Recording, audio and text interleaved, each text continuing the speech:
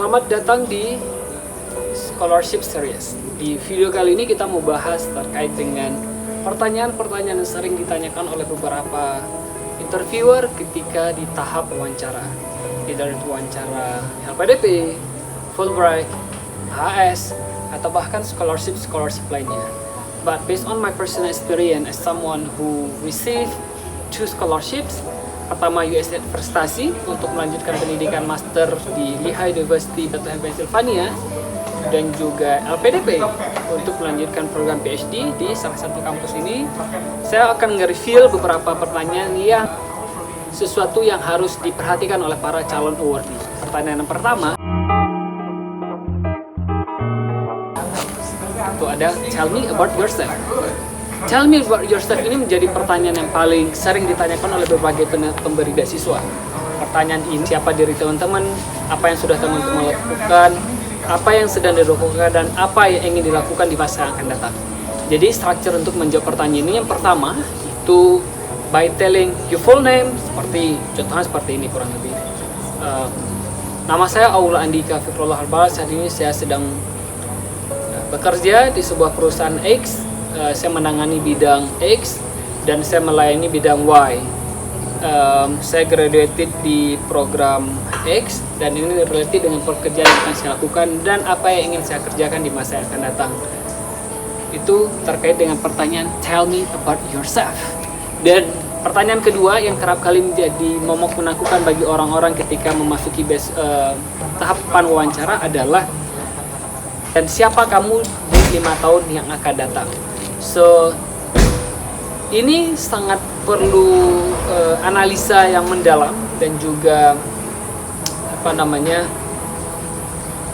research yang lebih deep, karena ketika menjawab pertanyaan ini teman-teman harus mengetahui siapa diri teman-teman, kemudian harus mengetahui apa yang ingin dikerjakan dan apa yang sedang dikerjakan dan bagaimana semua ini align dengan tujuan yang ingin dicapai.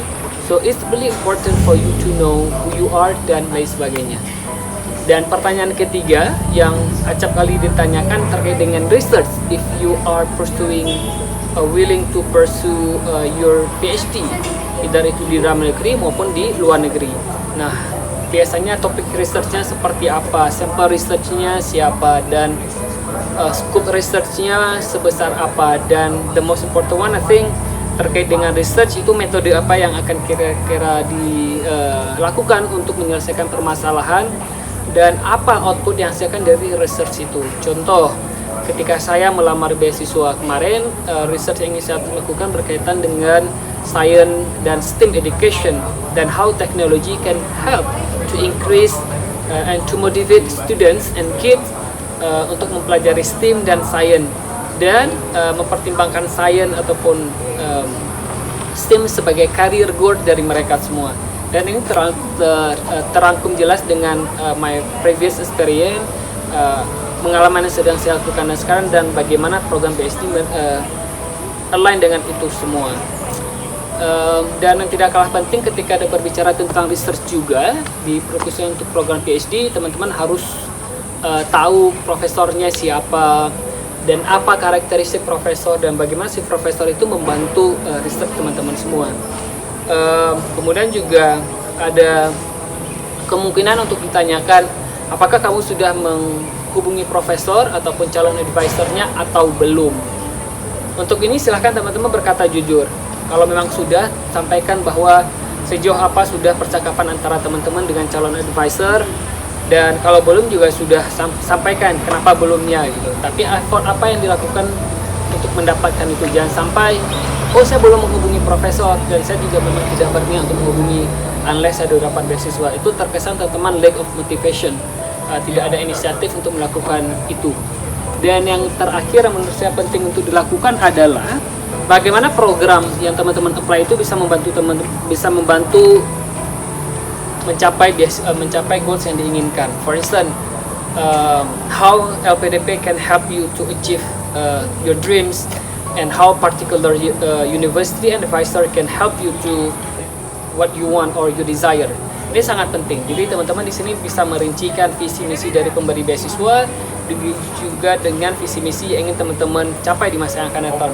For instance, visi misi teman-teman ketika ingin kuliah di luar negeri ataupun kuliah di particular university, kalian semua ingin menjadi seorang yang eligible di suatu bidang tertentu, either itu biotechnology, nanotechnology, or other related issue that can enhance and create you as a person to solve a problem in community. Dan bagaimana beasiswa tertentu, program tertentu bisa menyelesaikan itu. Nah, untuk mencari tahu ini dan menyelesaikan dan menjawab pertanyaan ini penting sekali untuk mengetahui visi misi dari pemberi beasiswa. Dan teman-teman silahkan merinci dengan lebih jelas itu visi misinya, visi misi pemberi beasiswa dan visi misi teman-teman. So you have to get the benang merah, benang merah sehingga program beasiswa itu sesuai dengan program ataupun dreams yang ingin kalian capai. So kurang lebih itu ada 5 pertanyaan yang biasa ditanyakan di program beasiswa, dan if you are interested to have mock interview terkait dengan beasiswa itu untuk S2 atau bahkan S3, I personally punya waktu yang luar biasa banyak, dan silahkan komen atau bahkan langsung direct ke message ke Instagram saya. Let's see how we can help each other by what I have been through in order to get the S2 beasiswa and also for my PhD. So don't hesitate to contact me through my email and also my social media. And I see you when I see you. Wassalamualaikum warahmatullahi wabarakatuh. Bye bye.